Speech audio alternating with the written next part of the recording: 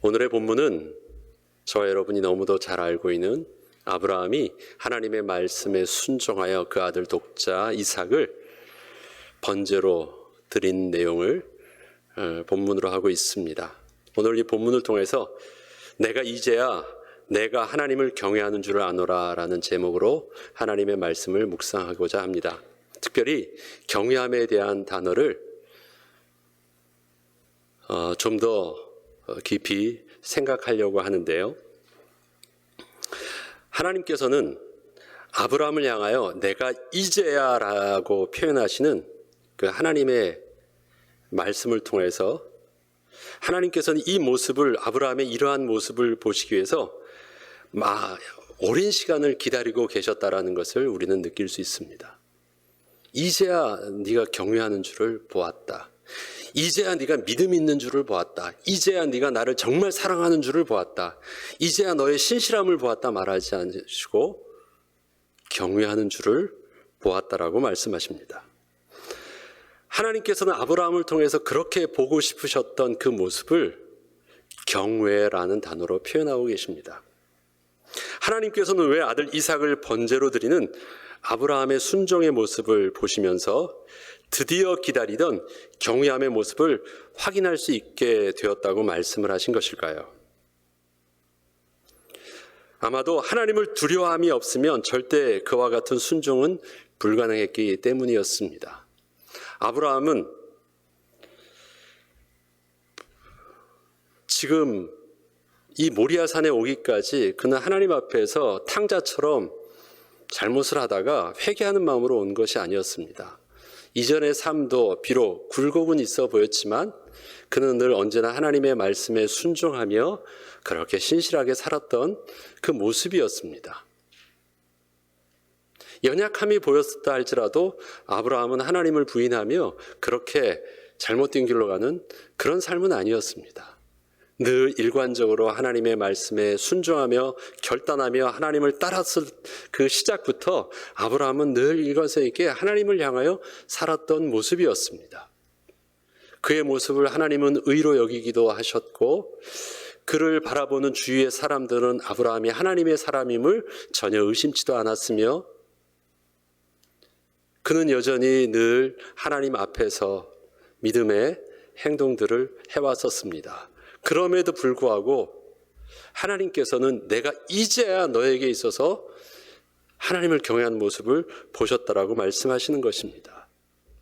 뭔가 다른 것을 하나님은 보셨다라는 것입니다. 우리에게 있어서 아브라함은 믿음의 조상이라고 말하고 있죠. 성경에서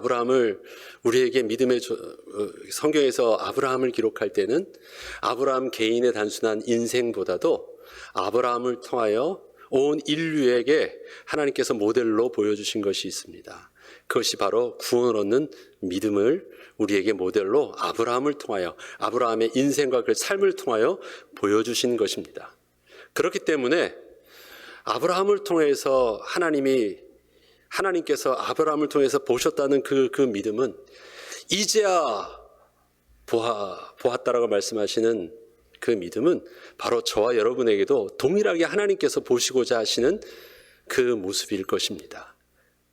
그리고 그 모습을 하나님은 끝까지 참고 기다리고 계신 것입니다. 구원 얻는 믿음의 핵심은 창조자 하나님의 실존을 믿는 믿음에서부터 출발을 합니다. 하나님의 약속을 믿는다는 것은 단지 그 약속의 내용을 믿는다는 것이 아닙니다. 우리가 구원 얻는 믿음은 구원 얻는 그 믿음의 내용이 좋아서 우리를 구원해 주는 것이 아닙니다. 그 말씀을 하신 하나님이 계시기 때문에 우리에게 구원의 비밀이 되는 것입니다.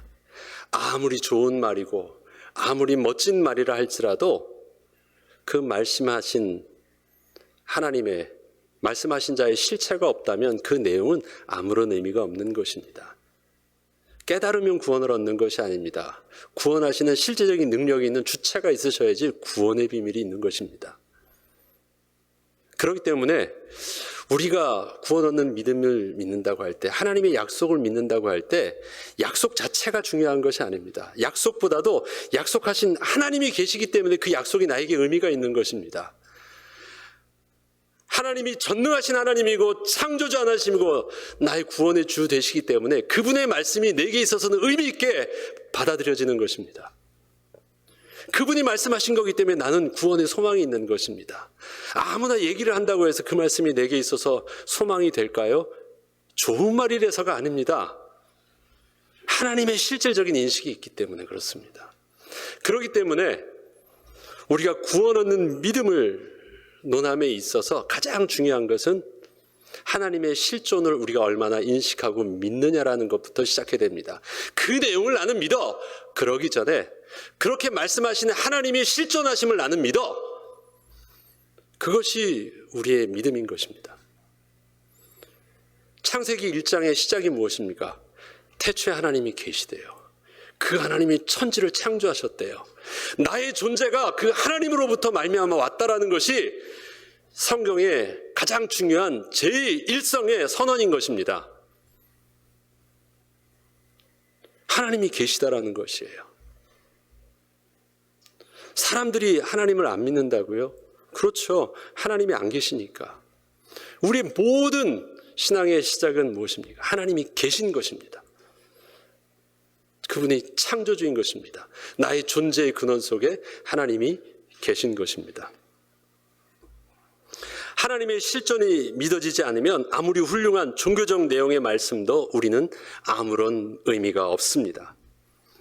하나님을 섬기는 우리의 믿음의 모습 중에서 경외라는 표현은 하나님의 실존을 가장 사실적으로 인식하고 있음을 보여주는 단어입니다. 왜 그런 줄 아십니까? 경외함이라는 것은 종교적 행위나 열심에 따른 태도에서는 절대 보여줄 수 없는 그 인간의 가장 내면에서부터 나오는 진실된 모습이기 때문에 있습니다. 때문에 그렇습니다.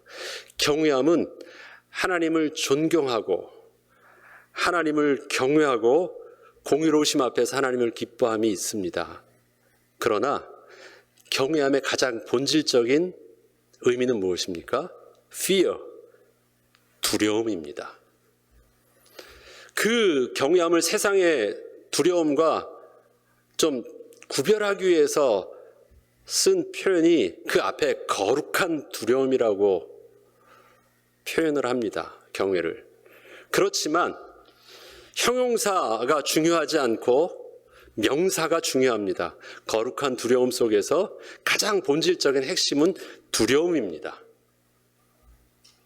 우리가 이것을 잘 이해해야 됩니다. 하나님을 기뻐하고 하나님을 즐거워하고 하나님을 감사하고 하나님의 신실하심을 찬양하고 그것이 우리의 신앙의 태도 중에 많이 있습니다. 아브라함은 그렇게 하나님을 섬겼고 하나님께 제사를 드렸고 하나님께 순종하며 그 일생을 살았습니다. 그런데 하나님께서는 그런 아브라함의 모든 모습 속에서 딱 한 가지를 볼 수 없었대요. 너 나를 두려워하는 모습을 난 못 봤는데 이제야 네가 두려워하는 것을 내가 보았어 라고 말씀하시는 거예요. 이해되시겠습니까? 하나님은 못 보셨대요. 아브라함의 하나님을 말씀을 순종하여 아버지로부터 떠나서 본토 친척 아비집을 떠나서 가나안으로 향했던 그 모든 여정 속에서 진행되어졌던 이삭을 하나님께 드리기까지의 40-50년의 그 기간 동안에 그의 신앙이 있던 삶 속에서 모든 하나님을 사랑하고 기뻐하는 모든 종교적인 행위의 모든 모습은 다 보았는데 하나님을 두려워하는 모습을 그동안 보지 못했는데 이제야 보았어 라고 말씀을 하시는 거예요. 이해되시겠습니까? 아브라함의 가장 신앙의 성숙된 모습, 그 모습을 신실하다, 헌신했다 많은 표현으로 다 쓸 수 있잖아요. 이만큼 사랑한다 다 표현할 수 있잖아요. 근데 그 가장 성숙된 모습을 두려워함으로 말씀하셨어요. 왜 그러셨을까요? 문득 하나님 앞에 이 질문을 두고 한 달 내에 제가 생각을 했습니다. 저는 습관상 뭘 하면은 생각을 하면은 적습니다. 저는 만년필로 글을 쓰는 걸 좋아해서 만년필을 가지고 쓰는데, 그러면 이 A4 용지를 반을 접어서 쭉 계속 그냥 생각난 대로 막 적습니다. 한 50장도 넘게 적은 것 같아요. 뭐 설교를 막 하겠다가 아니라 그냥 내 생각을 막 적고 이런 거 아닐까 합니다. 한참 적었습니다. 그게 한 달 동안 생각했었던 모습이었습니다. 하나님을 경외하는 것, 하나님이 그토록 아브라함을 통해서 보고 싶었던 하나님을 두려워함. 아브라함이 독자 이삭을 바치는 그 헌식은 신실한 믿음과 대단한 열심과 그 누구보다 더 많이 사랑함과 이렇지 않대요. 두려워해서 했대요. 두려움이 없이는 그런 행동이 나올 수 없었대요. 그래서 좀 차원이 다르다는 거예요. 더 섬겼으면 더 많이 드릴 수 있고 더 사랑하면 더 열심히 헌신할 수 있을 것처럼 보이는데, 아브라함이 독자 이삭을 바친 것은 두려움이었대요. 두려움은 우리가 거룩한 두려움과 그러면 세상적인 두려움과 좀 다른 것이 있습니까? 무엇이 다른 것일까요? 거룩하다고 하니까 좀 특별해 보입니까? 그렇지 않습니다. 두렵다라는 것은 똑같은 말입니다. 두렵습니다. 두려움이란 단어는 추상적인 단어이면서도 사람에게 있어서 그 두려움이라는 것은 가장 실체적인 것이 다가왔을 때 사람이 거짓없이 숨김없이 반응하는 모습이기도 합니다. 두려움은. 왜 그렇습니까? 사람이 실질적으로 두려움을 느끼게 되면 나의 의지와 상관없이 몸이 반응을 합니다. 소화가 안 되고 잠이 안 오고 갑자기 갑자기 몸이 차지고 나는 괜찮아.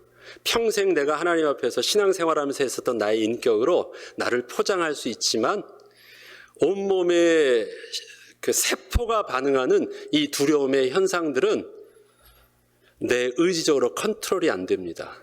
무서움은 그런 것입니다.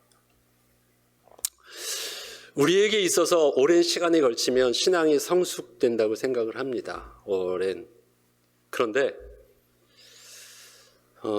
좀 슬프게도 저는 오랜 시간을, 저도 이제 조금씩 나이가 들어가면서 제가 그동안 젊어서 존경했던 목사님과 또 많은 훌륭했던 목사님들의 노년을 보면서 참 귀하다라는 느낌보단 참 부끄럽다라는 느낌을 더 많이 갖게 되는 것은 부인할 수가 없습니다.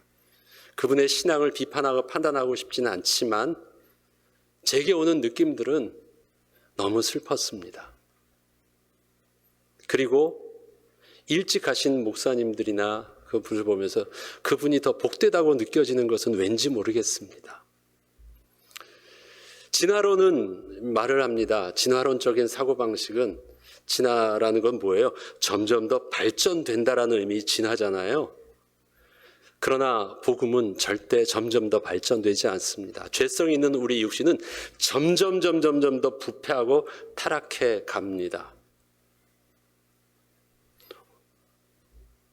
하나님 앞에서 오래 산 만큼 우리의 신앙을 더 책임지지 못합니다. 우리의 연약함은 우리를 더 부끄럽게 하는 것 같다라는 것을 부정하고 싶지만 현실적으로 그런 것을 보기 때문에 슬프기도 합니다.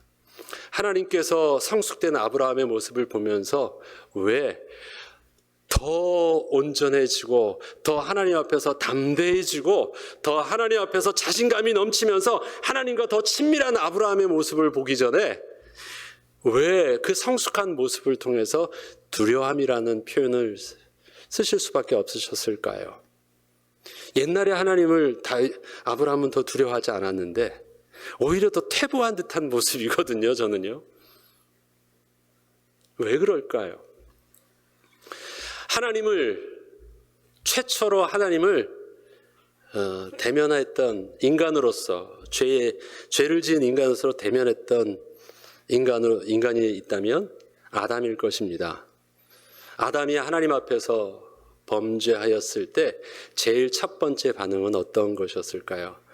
동산에서 하나님이 또 예전처럼 다가오시는 하나님의 소리를 기척을 들었을 때 아브라함은 숨는 것이었습니다. 그때 하나님께서 아브라함에게 물으십니다. 아브라함아, 너 왜 숨었느냐라고 할 때 아브라함의 변명이 아담의 변명이 아주 의미가 있습니다. 상식적으로 저와 여러분이 아담이 두려워했던 그 이유를 찾으자면 아마 이럴 것입니다. 하나님이 먹지 말라는 선악과를 따먹어서 잘못해서 하나님께 혼날까 봐 두려워해서 숨었습니다. 이게 변명이 되겠죠.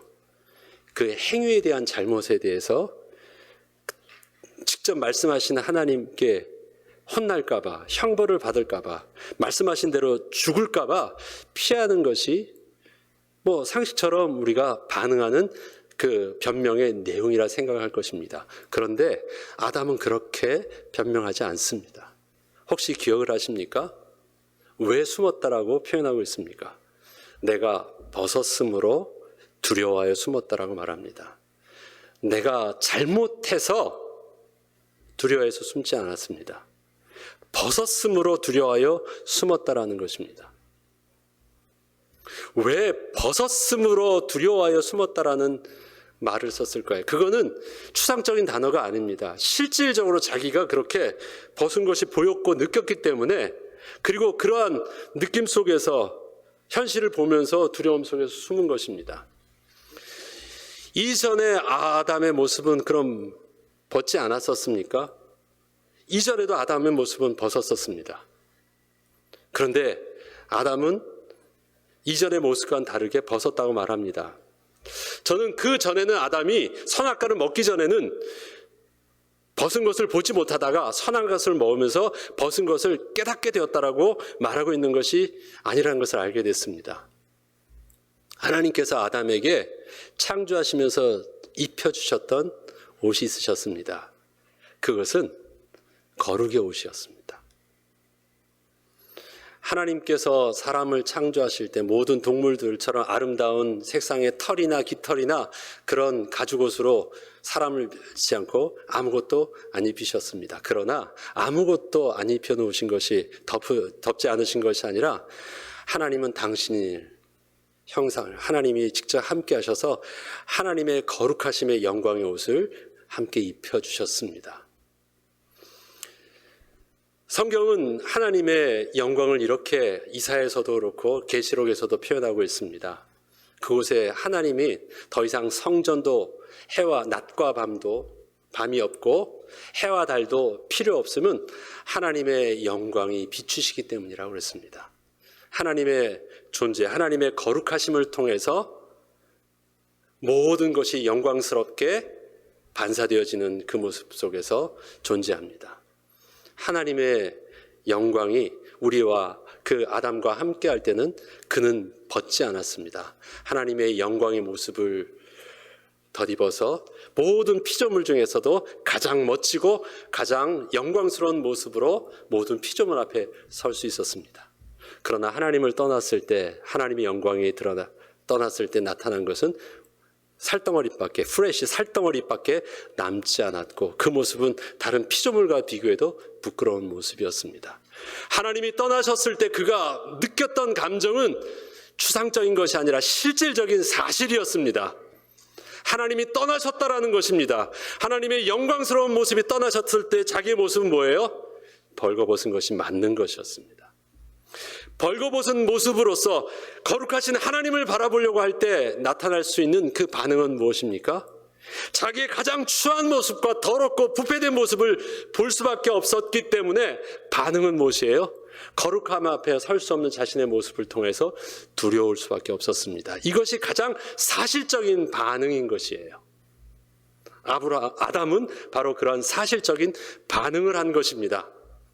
두려워하였다라는 것입니다.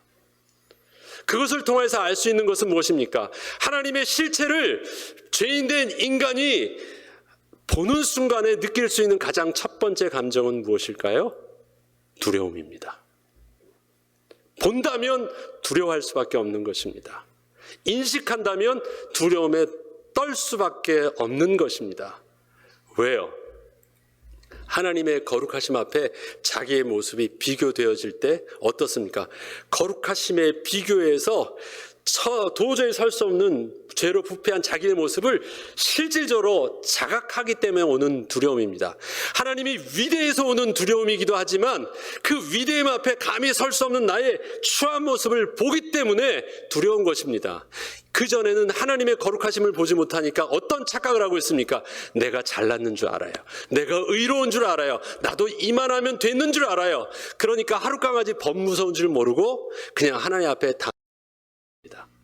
그러나 하나님을 섬기면 설수록, 더욱 섬기면 섬길수록 귀한 주님, 하나님을 인식하면 인식할수록 느껴지는 그 하나님의 거룩하심에 비례해서 나의 추함이 더더욱 반비례하게 내게 더욱더 보여지게 되는 것입니다. 그러면 무엇이 점점 더 쌓여요? 두려움이 점점 더 커지는 것입니다. 하나님을 더욱더 섬기니까 우리가 더욱더 많이 성숙하고 철이 들어서 하나님을 잘 섬기는 것입니까? 문득 그 생각이 들었습니다. 하나님의 거룩하심 앞에 추한 내 모습을 점점 더 알게 되기 때문에 그렇게 되어질 수밖에 없는 낮아짐, 그렇게 되어질 수밖에 없는 정직함, 그렇게 되어질 수밖에 없는 겸손함이 저절로 생기는 것입니다.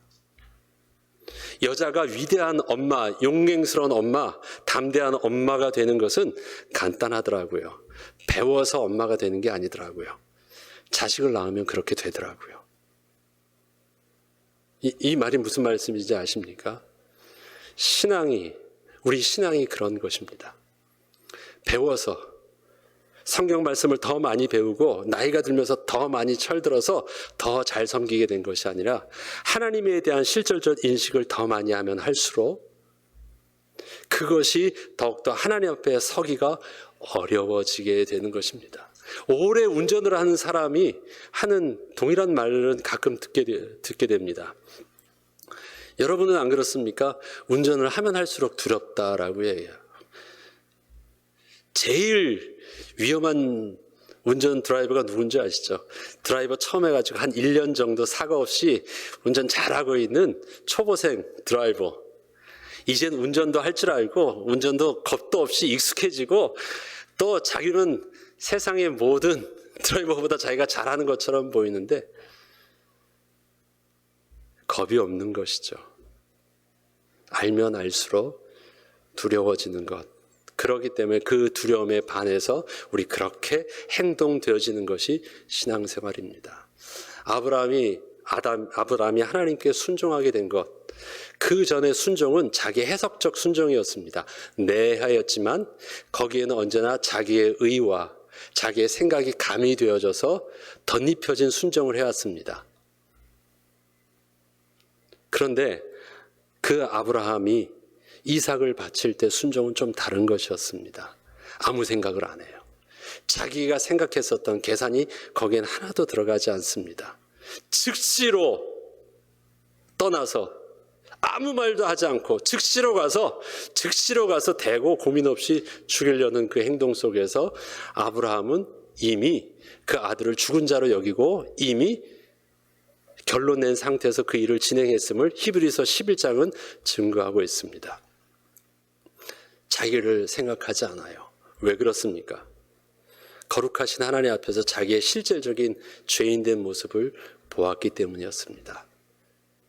나도 이만큼 잘난 구석이 있는 줄 알았던 내 모습이 진짜 하나님의 거룩하심 앞에서 내가 비춰짐을 당했을 때 나의 처절한 내 모습을 보게 되니까 믿을 구석이 없는 내 모습 앞에서 그냥 하나님 앞에 온전히 모든 것을 내려놓게 된 것이었습니다.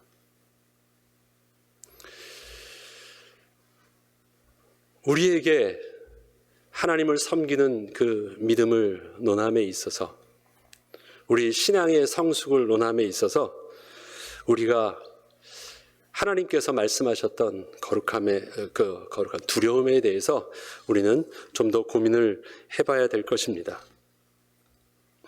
세상에서도 두려움이 있습니다.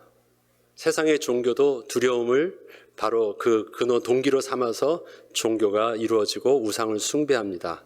그런데 세상에 사단이 이용하는 두려움은 현실적인 삶에 대한 두려움입니다. 어떻게 삶이 내가 망하면 어떡할까? 내가 죽으면 어떡할까? 이런 어떤 현실적인 삶에 대한 두려움입니다. 우상을 숭배합니다. 그래서 그렇게 되지 못하도록 비는 것입니다. 그런데 실질적인 섬김의 대상은 그 우상 자체에 있지 않습니다. 사람들이 종교에서 다른 우상을 섬길 때 사람들은 그 우상 자체를 두려워하지 않습니다. 실질적으로 두려워하는 것은 그 신이 아니라 내가 가지고 있는 실질적인 현실적인 문제요, 바로 죽을까 두려워하는 나 자신의 모습이 두려운 것입니다. 나를 사랑하기 때문에, 내가 존귀하기 때문에 내가 잘못될 것을 두려워합니다. 이러한 문제 속에 빠지지 않기를 내가 두려워하는 것입니다. 그것을 해소하기 위해서 우상을 섬기는 것입니다. 우상 자체가 두려움의 대상이 아니라 나를 사랑하는, 내가 왕된, 내가 주인된 내 모습이 바로 두려움의 가장 대상인 것입니다. 잘못되면 안 되거든요. 그래서 우상을 두려워하지 않기 때문에 우상은 내 필요에 따라서 취할 수도 있지만 필요가 없으면 또 버리기도 합니다. 사단은 이걸 잘 알고 있어요. 그래서 섬기게 합니다. 어떠한 실체적인 우상을 섬기는 것처럼 보이지만 내가 왕된 나 자신의 모습을 포기하지 않는 그 모습을 사단은 아주 교묘하게 이용하는 것입니다. 그러나 하나님을 섬기는 것은 하나님에 대한 실질적인 인식 앞에서 그 하나님의 임재를 느끼며 하나님 앞에서는 두려움을 말하는 것입니다. 세상의 어떤 삶 속에서 그것이 내게 있어서 잘못될까 오는 두려움이 아니라 하나님의 실존 자체가 내게 있어서는 두려움으로 다가오는 것입니다. 이때의 주인 되었던 나 자신이 없어지고 왕 대신 하나님을 섬기게 되는 것입니다. 나를 더 잘되기 위해서 당신이 필요합니다가 아니라 당신의 거룩함 앞에서 하나님의 은혜가 아니면 내가 살 수 없는 내 모습, 그것을 인식하면서 하나님을 붙잡게 되는 것입니다. 우스갯말로 이런 말이 있습니다. 세상에서 가장 두려운 존재, 두려운 대상이 누군 줄 아느냐라고 누가 묻더라고요. 근데 쉽게 이렇게 얘기하더라고요. 내가 아쉬운 것이 있는 사람이 가장 두려운 사람이야. 무서워. 이 말 이해하겠습니까? 내가 아쉬운 것이 있으면 사람이 약해진대요. 눈치 봐야 되니까. 가장 무서운 사람은 내가 아쉬운 게 있는 사람이래요. 나 자신에 대해서 미련을 갖지, 아쉬움이 있으면. 나 자신이 왕이라는 것, 나의 존귀함에 대해서 내가 왕됨을 포기할 수 없으면 그 두려움에 갈급함을 채우기 위해서 모든 것을 섬깁니다. 그런데 거룩하신 하나님 앞에서 부패된 죄인된 나의 모습의 실체를 보게 되면 이건 내가 믿어서 될지가 아니구나. 창조주 하나님의 전능하시 아니면 나는 다시 구원함을 얻을 수 없구나라는 것을 알면서 아쉬움의 대상이 바뀌는 거예요. 하나님의 두려운 것입니다. 하나님이 내게 은혜 주지 아니하시면 살 수 없다라는 것을 실질적으로 인식하게 된 것입니다. 그래서 하나님을 섬기게 되는 것입니다. 아브라함의 삶을 보면 하나님을 섬기는 그 믿음이 지난날 우상 숭배의 모습과 어떻게 다른 것인지 잘 몰랐습니다. 옛날에 우상 숭배하며 섬기던 것처럼 이제 하나님도 그렇게 잘 섬기면 되는 줄 알았어요. 마음도 진실했고 그렇게 최선을 다하여 하면 되는 줄 알았습니다. 하나님께서는 이러한 아브라함에게 아브라함도 잘 모르고 그 다음에 아브라함을 통해서 믿음의 그 본질을, 구원 얻는 믿음의 본질을 또 후대에도 본으로 모델로 보여주시기 위해서 하나님께서는 아브라함의 삶을 통해서 우리에게 보여주시고자 하신 것이 있습니다. 얼핏 보면 우상을 숭배하는 것과 아브라함이 그 우상 숭배를 떠나서 다시 하나님이라는 신을 선택하고 하나님께 제사를 드리는 것이 그 모양상으로 보면 다르지 않습니다. 그냥 단순히 신이 하나 바뀐 거예요. 그 당시의 모습을 보면 그렇습니다. 그 당시에 신이라는 대상이 없었습니까? 우상 숭배가 만연하던 시대였고 아브라함의 아버지 데라도 우상 장사이기도 하였습니다. 겉의 모습은 세상 사람들이 볼 때는 이 신을 섬기다가 하나님이라는 신으로 자리바뀜한 거 외에는 다르지 않아요. 똑같이 저쪽 신을 섬길 때도 희생했고 헌신했고 심지어 자기 아들을 불에 던지는 일들도 세상 신에게서도 헌신된 모습으로 그렇게도 하거든요. 진실되의 제사를 드리고 헌신하고 순종하고 뭐 이런 부분들은 달라 보이지 않습니다. 아브라함의 하나님을 섬기는 구원 얻는 믿음은 그럼 무엇이 다릅니까? 신앙의 종교적 행위로는 그렇게 구분되지 않습니다. 옛날도 그렇고 지금도 마찬가지입니다. 교회 다니는 것과 아니면 또 다른 우상 종교를 섬기는 이방 종교와도 얼핏 보면 이슬람교도 더 열심으로 하루에 5번 이상 기도하기도 합니다. 종교적 행위로는 구원 얻는 믿음의 실체를 드러내 보이기가 쉽지 않습니다. 하나님은 세상의 모든 그런 종교적 행위에서 말하는 신앙 행위와 그 믿음과 구원 얻는 믿음의 그 실체를 가장 근본적으로 다르게 볼 수 있는 한 가지 단어를 말씀하시는데 그것이 바로 경외라는 단어입니다. 앞서 말씀드렸듯이 경외는 우리의 의식과 상관없이 경외라는 실체적인 상황이 두려움이란 실체적인 상황이 우리에게 다가옴을 느끼면 우리 몸이 반응하고 우리의 태도가 급작스럽게 바뀌어버리기 때문에 그렇습니다. 실제적이라는 것이에요. 세상 사람들이 우상을 섬기는 것 실제적이지 않지만 실제적인 것처럼 섬깁니다. 그래서 굉장히 진실한 듯 보이지만 그것보다 더 실제적인 것이 나타나면 언제 그러한 일이 있었는지 쉽게 던져버립니다. 그래도 상관없거든요. 종교적 행위로 보여줄 땐 그랬습니다. 그런데 하나님을 섬기는 것은 하나님이 추상적인 내가 만든 신이 아니라 하나님이 진짜 계신 거거든요. 그렇기 때문에 그 진짜 계신 하나님을 인식하게 되면서 일어나는 우리의 반응과 태도는 우리의 의식적으로 종교적으로 만들어낸 것이 아니라 우리의 영적인 하나님이 창조하셨던 우리의 그 사람의 본능으로 그렇게 반응하는 것입니다. 그것을 통해서 뭘 알게 됩니까? 하나님이 진짜 계시다는 것을 증명해 보이는 것입니다. 다른 단어로는 표현이 안 돼요. 다른 종교적 열심으로는 표현이 안 돼요. 두려움으로는 표현이 돼요.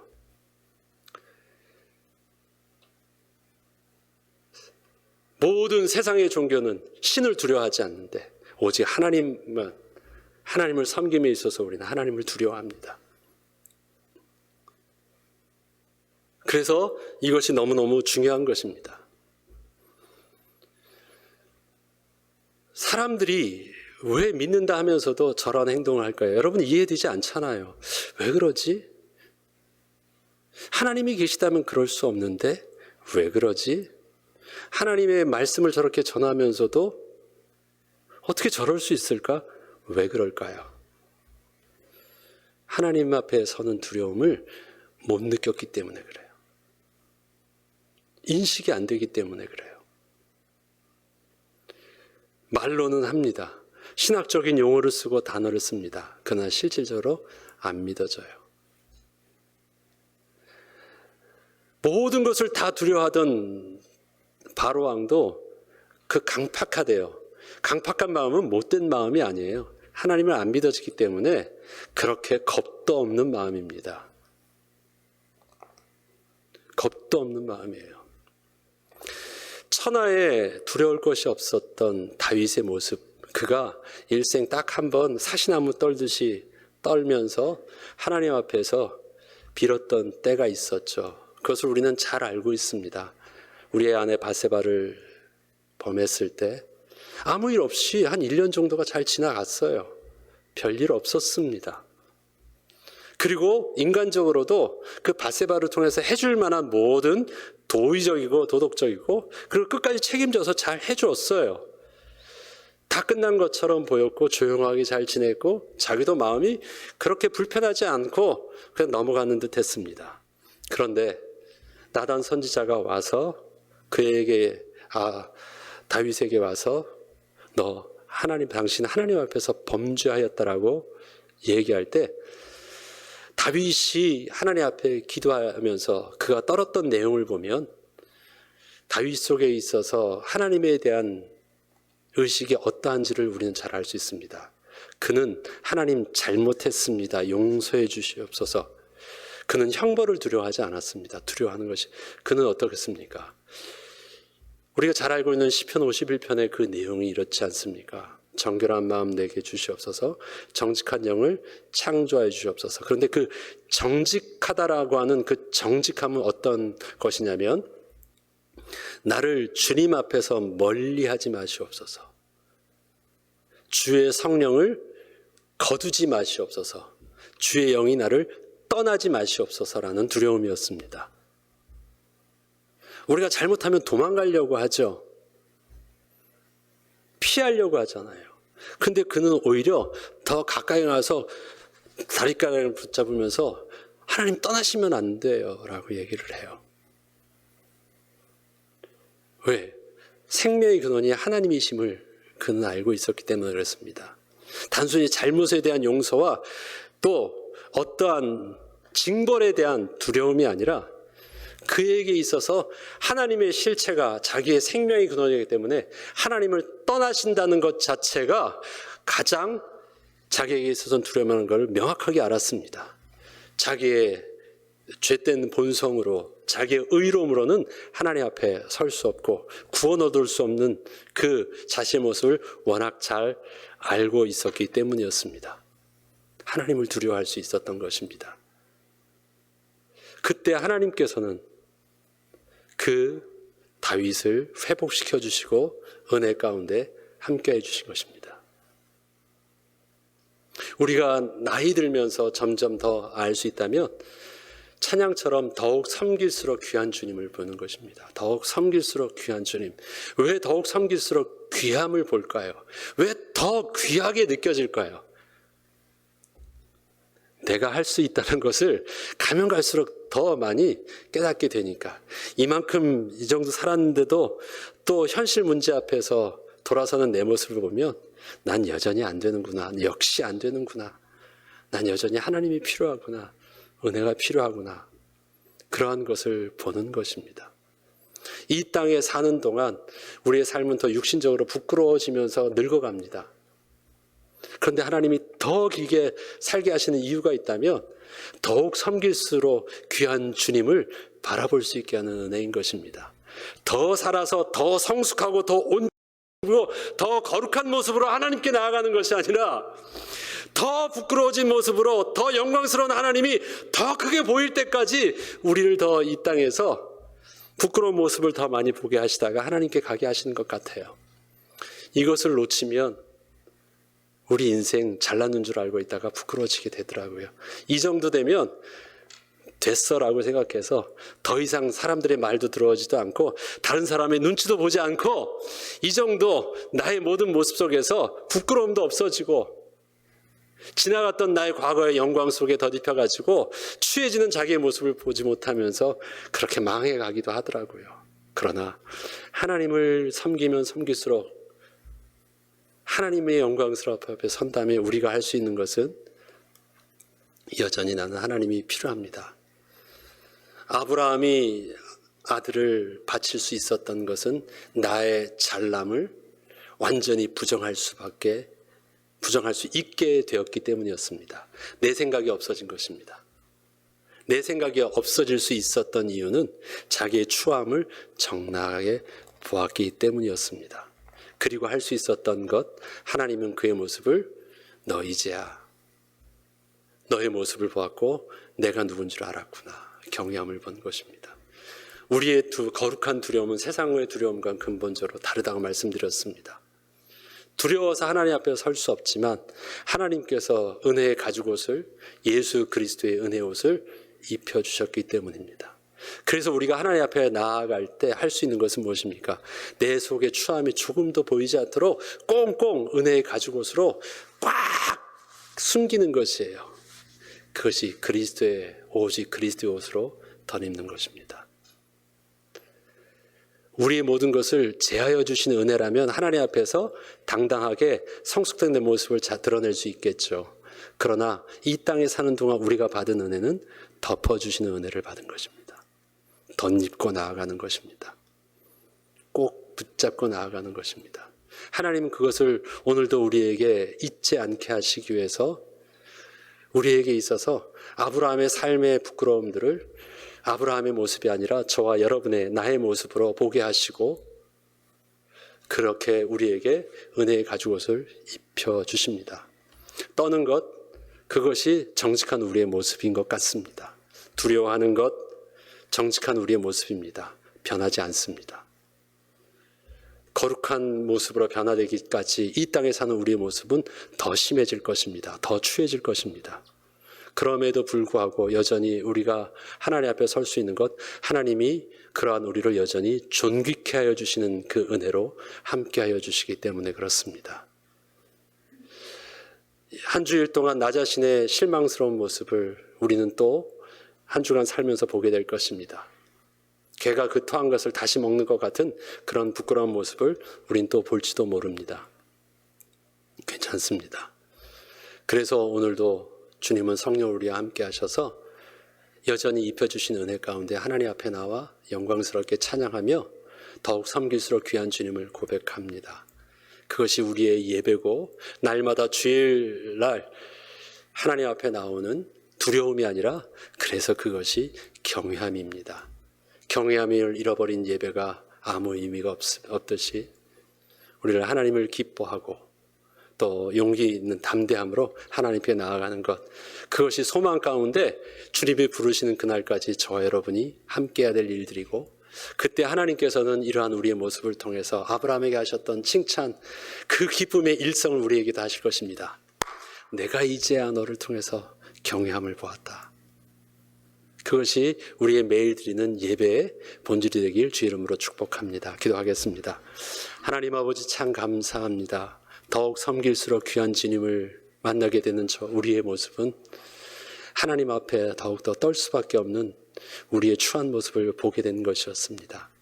그리고 우리의 부끄러운 모습에도 불구하고 주님께서 그토록 당신이 직접 오셔서 은혜의 가죽옷, 예수 그리스도의 의의 옷을 입혀주셔서 담대히 나아갈 수 있는 것, 그것이 얼마나 큰 은혜인지를 날마다 깨닫는 것이었습니다. 이것이 주님이 우리를 부르시는 날까지 우리의 삶의 본질이 되게 하시고 예배의 비밀이 되게 하여 주옵소서. 감사드리며 우리 주 예수 그리스도 이름으로 기도합니다. 아멘.